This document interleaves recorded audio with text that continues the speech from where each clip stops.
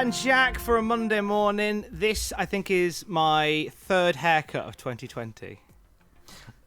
Tom, I saw on your Twitter, I've recently had my haircut too. People can see the trim on my Instagram, and you went to the same place as me. They're wonderful people. Oh, they're brilliant, aren't they? They're very friendly as well. Very good. Shout out to Patrick Forster's in Newcastle. A bit of free plug in there. Yeah, they give you a beer when you get in, and you have a nice. They wash your hair, and they do. Oh, they didn't give me a beer, but it was very busy when I went. It was very busy. I understood. But how sad is it that we're at a point in 2020 where going to get your haircut feels like a day out? I know, it's really sad. Really sad. What a year. Here's some wrestling news. Vince McMahon is high on a top WWE Raw star. Former champions are rumoured for NXT India, and a released WWE star debuts a new gimmick. And it's brilliant. We'll tell you about it in a bit. I know people like it when we get straight to the wrestling news, no messing about. So it's worth mentioning that Greg Hamilton also got his haircut at Patrick Forster's. You were just telling me, Jack. Yeah. I think it was Patrick. I think it was Patrick was telling me about it. I think it was Greg Hamilton from the description. So some sort of ring announcer's discount you could get yourself there, Tom. Oh, I wish I thought of that before I started. That's not fair. So we're very high on Patrick Forster. I tell you what, Vince McMahon is very high, and the pun is well and truly intended in this one. On one Riddle. He said some nice things about Riddle lately, hasn't he, according to Big Dave? He has done, but at the same time, from what Dave said, I'm not entirely certain Vince gets it. He doesn't seem to understand. He just likes whatever his concept of Riddle is, which matches nobody else's concept of Riddle. He likes that, so there we go. Dave said, Vince doesn't understand Matt Riddle's gimmick, the bro thing or anything. Vince thinks that Matt Riddle is very funny in his own weird way. So Vince likes the guy.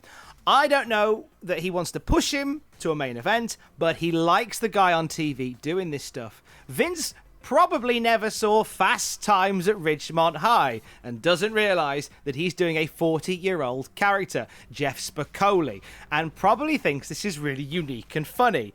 So that's what he wants in this character. He likes Matt Riddle. Thing is, it would be on brand for Vince McMahon to want to get behind something that's very out of date. You know, this is the guy who called a pay-per-view Great Balls of Fire. It would be on brand, you know. In 2017. Yeah! It would be. You get the vibe that Vince is a fan. Like, I think that we talked about it a few weeks back when Riddle had that match against Sheamus that was really intense. And as soon as Riddle came back, Vince was like, this is good, SH1T. He was a big fan, wasn't he? Do you see good things for Riddle on the Raw brand? No. I'll explain why. Basically, I feel like we talk about Riddle a lot on the podcasts because when we do our Raw recap, Riddle has recently been all over the shows, like in multiple backstage segments, and usually has a match every week too. Now, that's a good sign. That sort of lines up with Meltzer's story that Vince is quite high on Riddle. However, he's not using him in the way that I think Riddle would be used best. The times I've found Matt Riddle most compelling before WWE and even in NXT as well is when something happened which made him get serious and suddenly you remember, oh, he's a trained MMA fighter, he's like a world-class athlete, but Vince has sort of pushed all of that aspect of his character to one side and now he just runs around pitching baked goods to Jeff Hardy and yeah. He had the match of the night the other week on Raw. Him and Sheamus had a qualifying match for the top contenders triple threat, and it was the best match of the week for me. Yeah, like so they has when he's on, like as you say, when he's on, you remember, oh my God, Riddle's actually brilliant in ring. You know, so I can see why Vince. But it's funny we have headlines like this. I feel like we do headlines like this a bit, and in a couple of weeks' time, Vince might change his mind. That's what send we're him back with. As well. Send him back for training. He doesn't know how to wrestle. He doesn't even know how to put shoes on. What's he playing at? The NXT expansion, even though there is a global pandemic, continues. We had details come down over the weekend of NXT India. Are we excited for this, Jack? Yeah, I've already shotgunned NXT India graded, so I'm afraid you can't have that one. I don't know what to make of it. When they announced the whole, what was Triple H's very corporate term for it, global localization, which basically meant we're going to make territories of the world and we're going to make them all NXT WWE branded territories. I remember thinking, that sounds mad. That's like an evil plan. Then we all forgot about it for a bit. Obviously, NXT UK caused a lot of furore in the UK scene. A lot of people attribute it to the recent downfall of the UK scene in part, or perceived downfall of the UK scene, I should say. And I don't know, I saw a tweet recently as well. I can't remember who did it, but someone like quote retweeted this story and put India Res is dead. God. Brit Res is dead. So I fear for the burgeoning India independent wrestling scene, but I don't know what to make of it. I really don't know. Clearly WWE is still committed to trying to tap into this very massive Indian market. Promotions have tried it in the past. We've seen Rinka King from Impact Wrestling. Yes.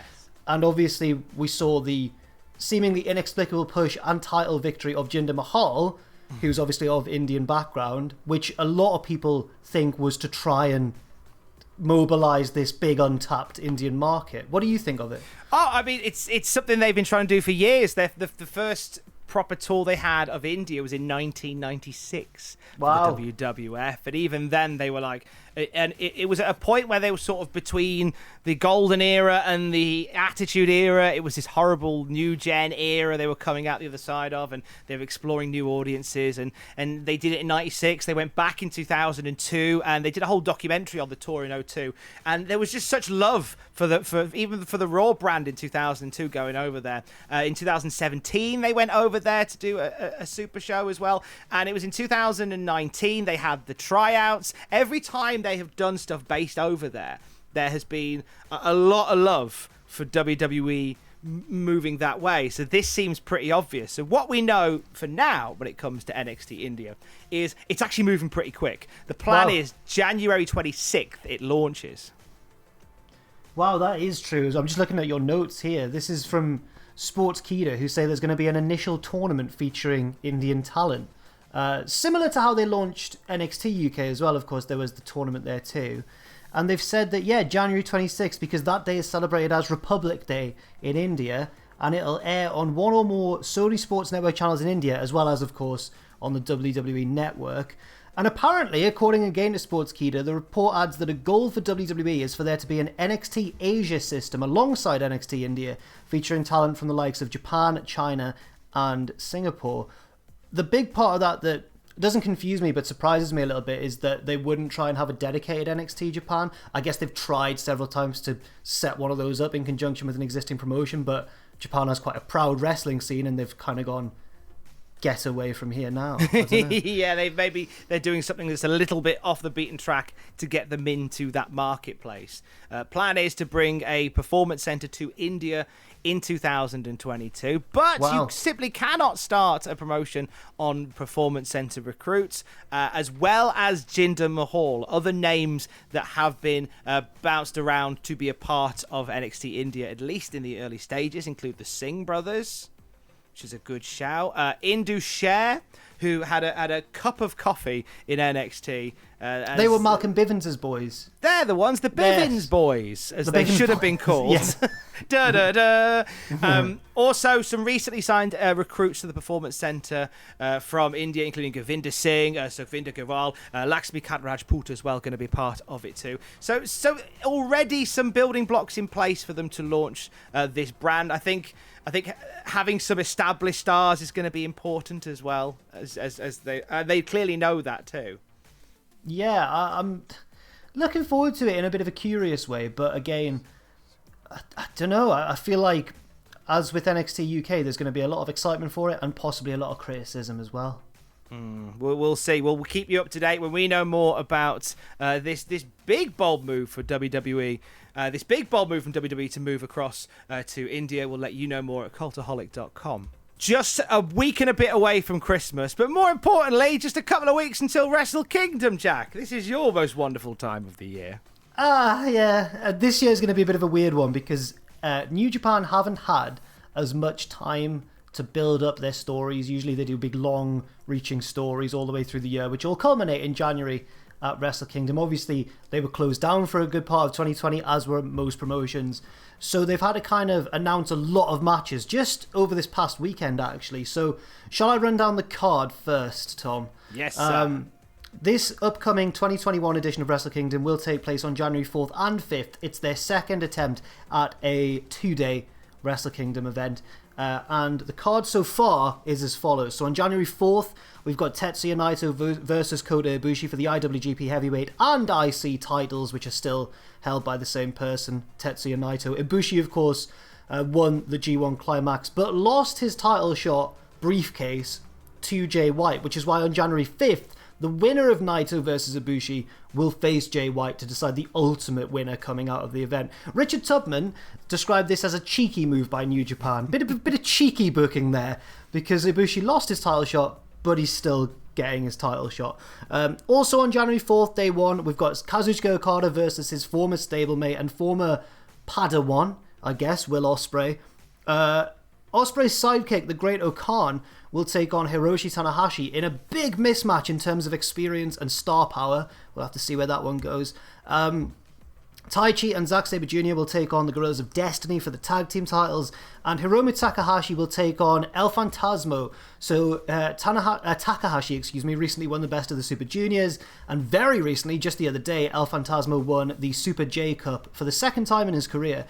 They're both going to face each other, and the winner will get a title shot at the Junior Heavyweight Championship, currently held by Taiji Ishimori. Then on to January 5th, we've got that Jay White match that I already talked about. We've got a clash of former stablemates, Sonada and Evil, who were both in LIJ, but Evil left and turned evil. Shingo Takagi versus Jeff Cobb for the Never Openweight title. That should be a very hard-hitting affair. And Taiji Ishimori versus the winner of Hiromu Takahashi and El Phantasmo. And I'm assuming, to pad out those cards as well, there's going to be some mixed multi-man tag matches earlier on in the night and stuff like that. I feel like Don West when he's running down a show. How excited does he get? Just sell some t-shirts at the end and you're basically the West that we all needed. There are lots of moving parts in the main event scene for Wrestle Kingdom, and Naito and Ibushi, and then the winner of Naito Ibushi facing Jay White. Right, we could see Jay White pull out a massive upset. We could see a one-night champion. We could see somebody winning back-to-back title defenses. How do you see it going down, Jack? If I had to put money on it, which I absolutely wouldn't because never bet on wrestling, but if I had to, I'd probably say that Ibushi is going to come out the big hero. He'll probably beat Naito on day one and then beat Jay White on day two, just to kind of reward him for his loyalty. He was offered the chance by Omega and the Elite and all them to join them, come along with us, help set up AEW. He said, no, I'm happy here in New Japan. And I think that loyalty might well be rewarded by making him the next big thing in New Japan. But as you mentioned, this could go any of three ways. Naito could retain it on both nights. And Jay White's a really interesting one because he has improved leaps and bounds over the past few years to become arguably one of the best pure heels in all of wrestling. So if they wanted to go the unusual sad ending, the sort of WrestleMania 2000 Triple H ending, they could have Jay White walk out with the titles as well. And it would be richly deserved. Nobody could take that away from him because he's been phenomenal over the past couple of years. There is something quite tantalising about having such a party pooper at the end of Wrestle Kingdom, like Ibushi maybe finally winning the big one, having it snatched away less than a day later. Like, that is tantalising, but still more story to tell with Wrestle Kingdom as we get closer to January.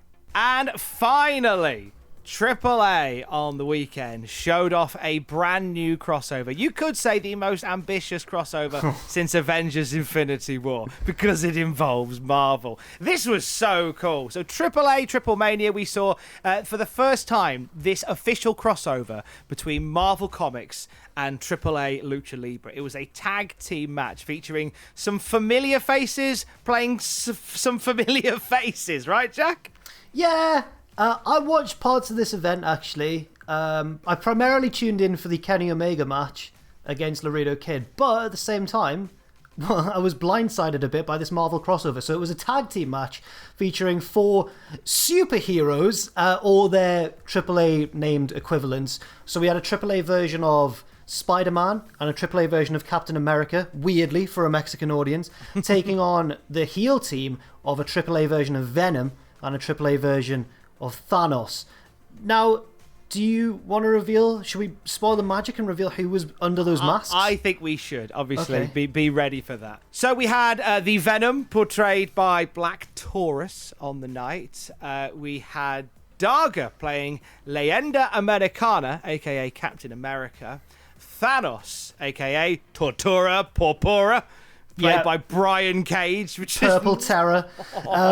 He is a Purple Terror. But the big one, Arcana, a.k.a. the AAA Spider-Man, played by former NXT Cruiserweight Champion Lio Rush. This is inspired. Inspired. Right. Watching it, I found it surreal. Because again, there's no crowd. It's very eerie and silent. And then you've got a mixture of how committed I feel the wrestlers were to their characters. Lio Rush, 10 out of 10. He was crawling down to the ring. And Lio Rush's wrestling style generally, I think, lends itself quite well to a Spider-Man sort of figure.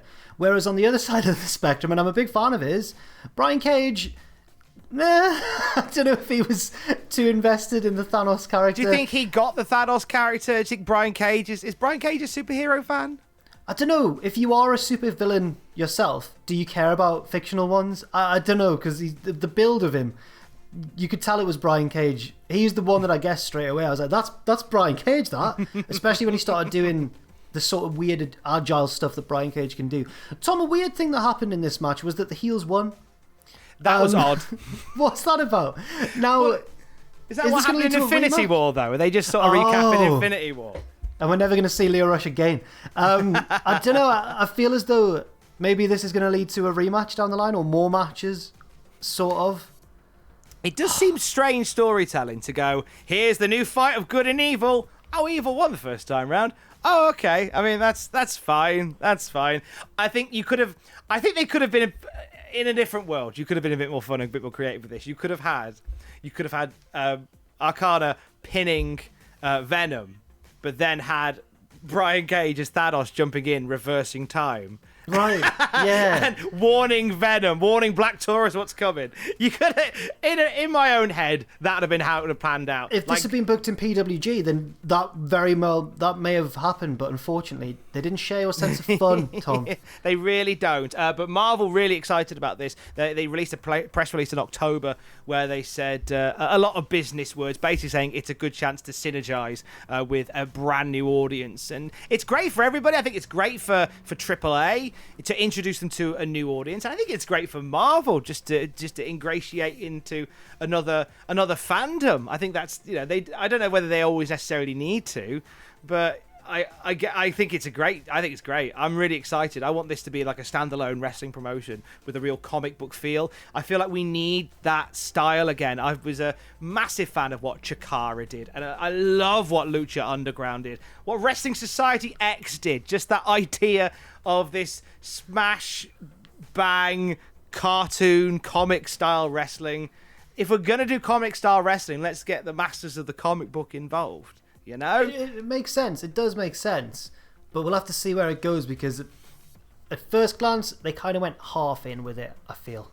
Anyway, we'll see. We'll keep an eye on it. We'll be back later with more wrestling news. Enjoy your Monday morning. I nearly said Wednesday. That's wishful thinking, isn't it? That's wishful thinking.